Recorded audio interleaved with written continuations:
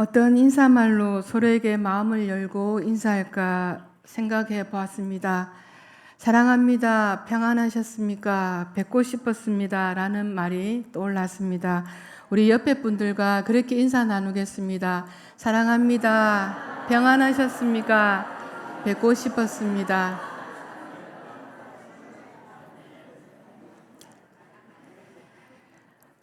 더위 가운데서도 우리 성도님들 평안하셨는지요? 여름이 지나면 더위도 가시고 시원한 가을이 온다는 처서도 지나갔습니다. 저녁에 우르대는 귀뚜라미 소리가 매우 반갑게 들립니다. 계절의 흐름 앞에 우리가 할 수 있는 것은 주님 앞에 감사함으로 받아들이고 모든 것을 주관하시는 하나님께 겸손한 마음을 품는 것이라 고백합니다. 아직도 더위가 많이 남아있으나 이 또한 지나가고 있으니 우리 삶의 자리에서 우리 성도님들 모두가 평안하시기를 기원드립니다. 한 주 동안 살아오시면서 성도님들께 하나님은 어떤 분으로 계셨습니까? 삶 속에서 하나님과 어떤 교제들을 나누고 계셨습니까? 태양이 하늘에 떠서 마치 자신의 모든 것을 기대하는 식물처럼 하나님께서는 우리의 존재 가운데 하나님의 은총으로 밝혀주시는 분임을 고백합니다. 하나님께서 지음받은 우리 모두가 할 수 있는 감사의 고백은 하나님께 예배드리는 삶이라고 생각합니다. 사람들의 마음속에는 안정하고자 하는 욕구가 있습니다. 그 안정에 만족하지 못하고 또 자기 욕망을 따라 방황하는 사람들도 있습니다. 우리는 끊임없이 방황하려고 하는 이유가 자기 자신에게 만족하지 못해서 그런 일들이 있을 것입니다. 그래서 또 다른 자신을 찾기 위해 우리 모두는 방황하는 일들도 있습니다. 우리는 예수님을 진정으로 만나기 전에는 끊임없는 방황이 우리 가운데 있게 됩니다. 우리가 예수님을 만나고 하나님의 사랑을 받을 때 우리 모두는 새로운 존재로 다시 거듭나게 됩니다. 그때 우리는 정신적인 방황이 끝나고 진정한 삶의 자리로 돌아가게 될 것입니다. 건축가가 집을 지으려면 그 기초가 아마 든든해야 할 것입니다.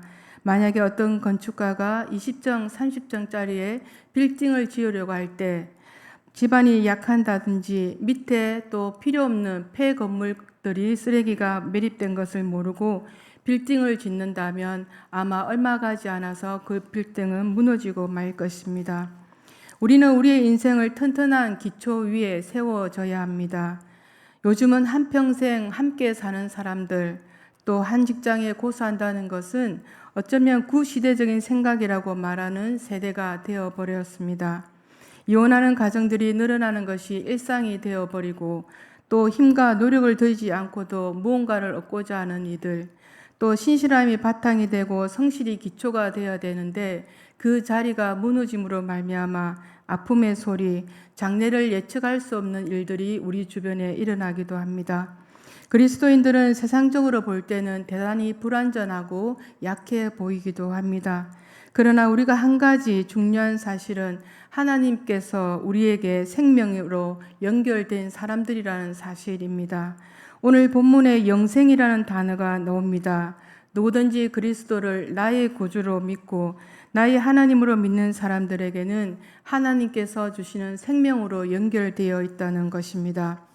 그리스도인들에게 가장 중요한 것은 자신은 이 세상 사람들과 근본적으로 다르다는 것을 인식해야 한다는 것입니다. 요한 당시 거짓 교사들은 그리스도께서 육체로 오신 것을 부인하였습니다. 그 중에 캐리 투스라는 사람은 신적 존재인 그리스도는 예수라고 하는 한 뛰어난 인간에게 세례시에 임하였다가 십자가 순환 전에 또 떠나버렸다고 주장하기도 합니다.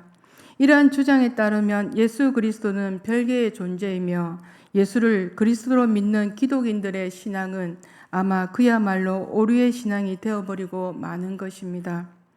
요한은 요한 1서에 기록하면서 참된 성도와 거짓된 성도에 대해서 구별해 왔습니다.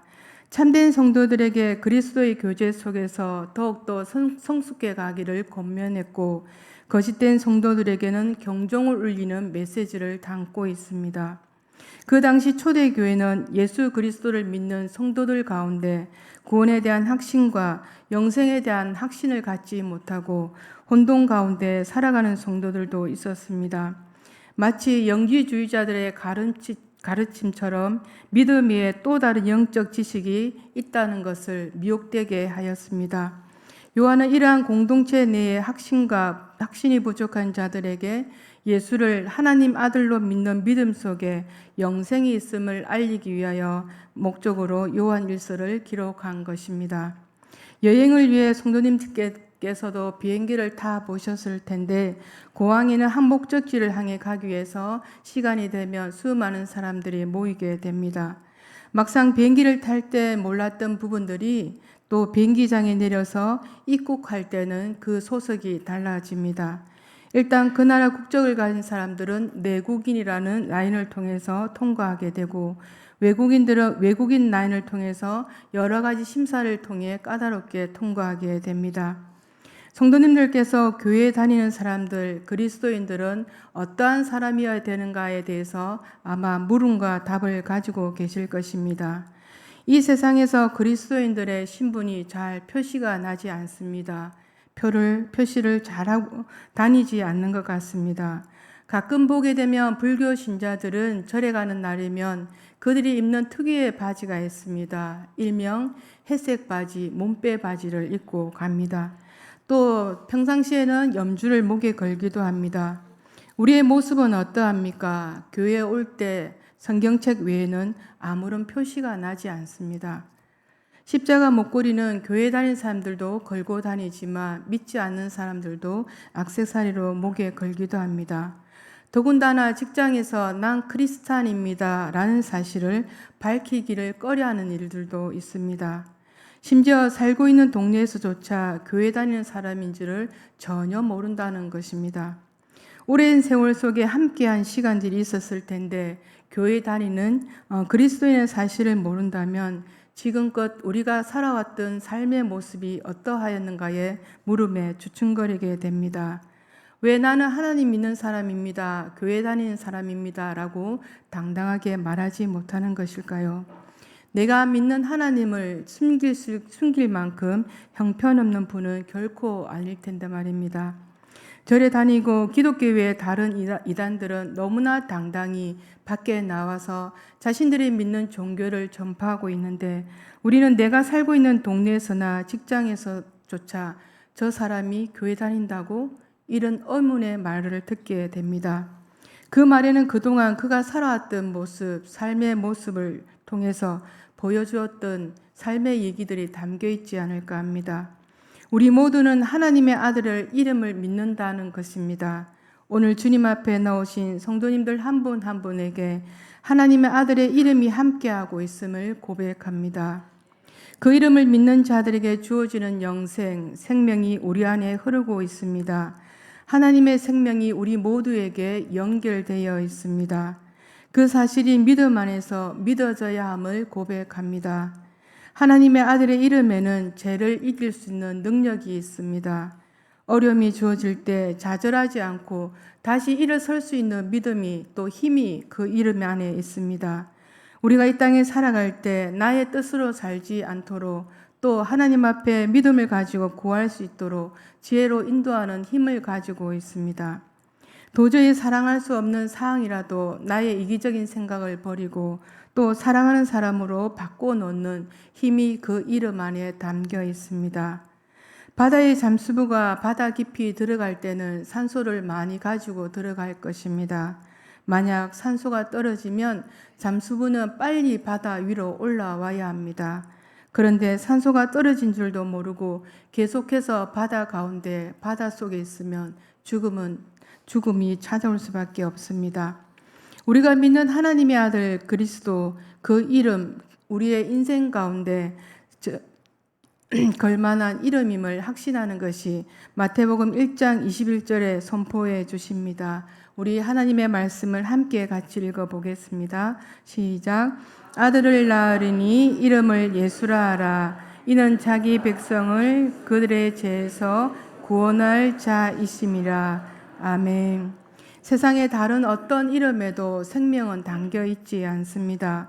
그러나 우리가 믿는 하나님의 아들 예수 그리스도 안에는 생명이 있습니다. 그 이름을 믿을 때 우리에게 흐르는 생명, 영생은 끊어지지 않고 계속될 것입니다. 세상의 권력과 명예, 다른 어떤 흔적이 우리들에게 남아서 말해주지는 않을 것입니다. 하나님의 아들의 이름을 믿는 흔적이 나의 삶을 통해 또 보여지고 말해줘야 합니다. 그 흔적을 통해 내가 하나님의 아들의 이름을 통하여 영생이 주어졌다는 사실을 믿음의 눈으로 우리는 열어서 보아야 합니다. 하나님의 생명이 공급되고 있는 한 이 땅 가운데 우리 모두는 그리스도인으로 살아가야 합니다. 비록 나는 연약해도, 비록 가진 것이 없다 할지라도 내 안에 하나님으로부터 공급되는 생명이 있는 한 우리는 이 땅 가운데서 하나님의 사람으로 그리스도인으로 삶을 살 수 있을 것입니다. 내가 살아왔던 삶의 시간이 하나님께 영광을 드렸던 삶이었다면 우리에게 남아있는 시간을 통하여 하나님의 이름을 더 높일 것입니다. 그리스도인이십니까? 라는 물음에 나의 삶을 통하여 답하는 인생이 되어야 합니다. 하나님의 이름을 믿는 자들에게 주시는 영생을 통해 우리는 그리스도를 담대히 증거하는 저와 여러분이 되시기를 간절히 기원드립니다. 이보다 더 좋을 수 없다라는 영화가 있습니다. 주인공 멜빈 유달이라는 사람은 강박증에 걸린 사람입니다. 멜빈은 식당에서 제공하는 포크와 칼을 사용하지 않고 언제나 자신이 준비한 것으로 식사를 합니다. 매사에 신경질적인 멜빈은 식당 종업원인 캐론 또 코넬리라는 사람을 사랑하게 됩니다. 멜빈이 사랑을 고백하는 장면이 있는데 당신을 칭찬해 주고 싶다라고 캐론에게 말합니다. 칭찬을 해보라는 코넬리의 말을 듣고 멜빈은 약한 부분 고백하기를 나는 강박증 때문에 고통을 당하고 있습니다. 의사는 약을 복용하면 60% 정도는 병을 치료할 수 있다고 말합니다. 하지만 난 약 먹기가 싫습니다. 이 말을 듣고 캐런은 칭찬해 준다더니 지금 무슨 말을 하는 거냐고 의아한 표정으로 묻습니다. 나는 약 먹기가 죽기보다 싫어하지만 당신을 만난 날부터 나는 약을 복용하기 시작했습니다. 이 말을 듣고 기분이 좋아진 캐론은 뭐 이 정도의 칭찬이냐고 다시 또 멜빈을 쳐다봅니다. 이때 멜빈은 캐론에게 당신은 나로 하여금 더 좋은 사람이 되고자 하는 소원이 일어나도록 만든 사람입니다. 라는 말을 남깁니다.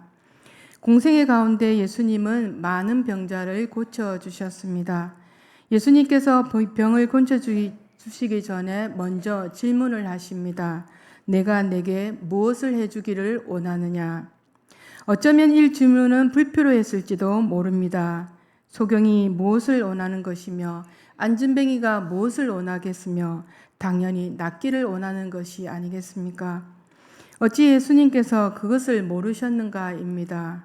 하지만 질병의 노예가 된 사람은 점차적으로 자신의 소원이 상실해 갈 수 있습니다. 계속되는 실패와 좌절에 자신의 삶을 포기하게 되고 결국 생애의 진정한 소원조차 잃어버리게 됩니다. 때로는 우리가 마땅히 빌 바를 알지 못할 때가 있습니다. 그런 우리에게 하나님은 말씀을 주십니다. 우리 말씀을 함께 읽어보겠습니다. 시작.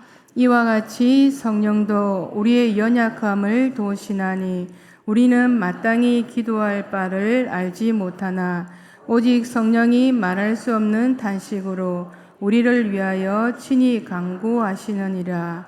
아멘. 성도님, 지금 신앙생활에 만족하고 계십니까?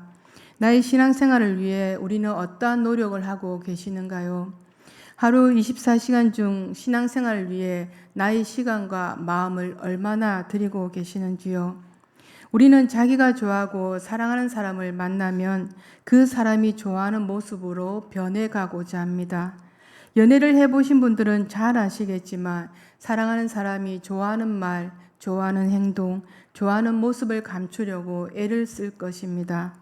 내가 알지 못하던 새로운 것을 우리는 만났을 때 우리 모두 마음 안에 설레임이 있습니다. 우리 인생 가운데 찾아오신 예수 그리스도를 그분을 내가 믿을 때 그분과 만났던 첫사랑의 그 사랑의 마음도 우리 안에 있을 것입니다. 사역 현장에서 만난 집사님의 삶의 얘기입니다. 집사님은 강원도 산골에서 고등학교를 나와 은행원이 되었습니다. 그 당시에 고등학교를 나와도 은행원이 될 수 있는 시대였습니다. 성실히 일한 나머지 은행의 지점장이 되었습니다. 매출이 적고 성과가 나지 않은 은행에 발령을 받고 가면 집사님은 제일 먼저 하는 일이 하나님께 예배 드리는 일이었다고 합니다. 아무리 급하고 주변에 직원들의 따가운 시선이 있다 하더라도 하루의 업무를 시작하기 전 하나님 앞에 예배 드리는 일은 빼놓지 않았다고 합니다. 어떻게 보면 차은 곰처럼 침묵하면 하나님만을 바라보았습니다. 은행 업무가 제대로 진행되지 않았던 곳이 정상화가 되고 그 사실이 알려지자 어려운 은행의 발령을 받고 그곳에 가서 다시 업무가 정상화시켜 놓는 일에 마음을 다했습니다. 그런 집사님의 삶을 지켜보던 은행원들은 하나둘 전도가 되었고 믿지 않는 자들도 집사님을 통하여 하나님의 일하심을 느끼게 되었다고 하였습니다. 하나님에 대하여 알지 못했다면 그 와중에 예배드리지 못하였을 것입니다. 하나님에 대하여 확신이 있었기 때문에 중심을 가지고 예배할 수 있었던 것입니다. 오늘 본문에 3번에 걸쳐 안다라는 표현이 나옵니다. 여기서 안다라는 것은 모든 그리스도인들이 반드시 알아야 할 가장 중요한 진리라는 뜻입니다. 인간은 타락하여 하나님이 누구신가에 대한 지식을 상실하게 되었고 스스로 그 지식을 회복할 수 없게 되었습니다. 상실된 하나님에 대한 지식은 인간 스스로 회복할 수 없고 오직 중보자 대신 예수 그리스도를 통해서만이 가능한 것이었습니다. 오늘 본문은 예수 그리스도께서 인간과 하나님 사이에 막힌 담을 하시고 십자가의 죽음과 부활을 통해서 하나님이 누구이신가를 우리에게 알려주셨습니다. 하나님을 안다는 것은 영원한 생명을 소유한다는 의미입니다. 요한복음 17장 3절에 이런 말씀이 있습니다. 영생은 곧 유일하신 참 하나님과 그가 보내신 자 예수 그리스도를 아는 것이라고 우리에게 말씀해 주고 계십니다. 여기서 안다라는 말이 이례적인 지식을 말하는 것이 아니라 점점 발전하여 열매 맺는 지식을 말하고 있습니다. 예수 그리스도 안에 있는 성도들은 하나님을 아는 지식에 이르게 되고 일상적인 삶을 통하여 신앙의 성숙이 이루어져야 합니다. 예수 그리스도를 알기 전에 하나님에 대해서 알 수 없다고 말할 수 있습니다. 이에 가나의 요한은 본래 하나님을 본 사람이 없으되 하나님의 품속에 있는 독생하신 하나님이 나타내셨다고 우리에게 말씀해 주고 있습니다. 그렇습니다. 그리스도 안에 구원받은 성도는 하나님께서 주신 지각을 받아 참되고 또 곧 하나님을 알게 됩니다.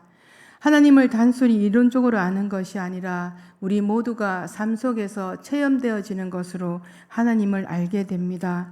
하나님께서 우리 삶 가운데 오셔서 하는 일들이 무엇입니까? 오늘 본문 말씀 18절 말씀을 우리 모두가 함께 읽어보겠습니다. 시작. 하나님께서로 난 자는 다 범죄하지 아니한 줄을 우리가 아노라. 하나님께로부터 나신 자가 그를 지키심에 악한 자가 그를 만지지도 못하느니라. 아멘. 믿는 자의 특징은 범죄하지 않는다라는 것입니다. 이것은 우리 믿는 자들이 어떠한 유혹에도 빠지지 않고 나쁜 생각을 한 번도 하지 않는다는 뜻이 결코 아닙니다. 나쁜 생각이 들 수 있습니다. 생각지 않는 생각들이 우리 머리를 스쳐 지나갈 때가 있습니다. 거듭난 그리스도인이다 하더라도 제 유혹에 빠질 수 있습니다. 범죄하지 않는다라는 말의 현재 시제는 계속적으로 죄스러운 상태에 있지 않는다는 뜻입니다. 하나님의 자녀들은 한 번도 나쁜 생각하지 않고 유혹에 빠지지 않는다는 것이 아니라 계속해서 죄의 생활을 하지 못한다는 것입니다. 그 이유는 악한 자가 다시 와서 그를 사로잡지 못하도록 하나님께서 지켜주시기 때문입니다. 우리 그리스도인들은 다 같이 이 세상에 살지만 세상에 속한 사람들이 아닙니다. 믿는 자들은 하나님께 속한 자들입니다. 우리가 예수를 믿지 않을 때 이 세상에 살기는 살지만 자기가 누구인지 무엇 때문에 살아야 하는지를 몰랐으나 하나님을 아는 순간 우리 모두가 인생의 의미를 되찾게 되었습니다. 우리 인간이 사람에게 가장 유대한 것이 있다면 그것은 우리의 지각을 열어 하나님을 깨닫고 하나님에 대하여 우리가 표현할 수 있다는 것입니다. 이탈리아 신학자 토마스 아퀴나스는 이렇게 말합니다. 오 주님, 나의 하나님이여, 당신을 알기 위해 이해력을, 당신을 찾기 위한 부지런함을, 예수 그리스도를 통해 마침내 당신을 받아들일 수 있는 신실함을 주소서라고 말합니다. 하나님에 대하여 알아가는 것보다 더 위대한 것은 없는 것 같습니다. 진정한 그리스도인이라면 주님이 우리에게 그렇게 살아라고 말씀하신 그 말씀 앞에 순종하고 겸손함으로 나아가야 합니다. 세상에 살고 있지만 세상에 끌려가는 삶이 되어서는 결코 안 될 것입니다. 진정한 그리스도인이라면 살아가는 삶의 모습이 세상 사람들과 구별되어져야 합니다. 내가 살고 있는 모습 안에 그리스도의 모습이 담겨 있어야 합니다. 우리 모두는 신앙생활만 해서는 안 됩니다. 신앙인으로서의 삶을 살아야 합니다. 누가 봐도 저 사람은 예수 믿는 사람이야, 교회 다니는 사람이다 라는 말을 우리 모두가 들어야 합니다. 신앙의 영수가 중요한 것이 아닙니다. 내가 살고 있는 모습 속에, 말하고 행동하고 품고 있는 마음 속에 예수 그리스도의 모습이 비춰져야 진정한 그리스도인이 되어집니다. 우리의 삶의 기초를 예수 그리스도 위에 우리 모두를 세워주셨습니다. 하나님께 예배하는 자로 우리 모두를 세워주셨습니다. 누가 봐도 우리 모습 가운데, 우리 생활 가운데 하나님의 아들의 이름을 믿는 삶이 되어야 우리 모두가 후회하지 않는 인생을 살게 됩니다. 비록 흔들리고 쓰러져도 다시 일어서게 하시는 하나님, 그 하나님의 아들을 이름을 믿고 여기까지 우리 모두가 와 있는 줄 믿습니다. 진정한 그리스도인으로 살기로 우리 모두가 마음을 먹어야 합니다. 마음의 고백을 들으시는 하나님은 우리가 그렇게 살아갈 수 있도록 저와 여러분에게 힘을 주실 것입니다. 하나님의 아들의 이름에는 은혜와 능력이 있음을 확신하고 진정한 그리스도인으로 세상 속에서 우리 모두가 살아가시기를 간절히 기원드립니다.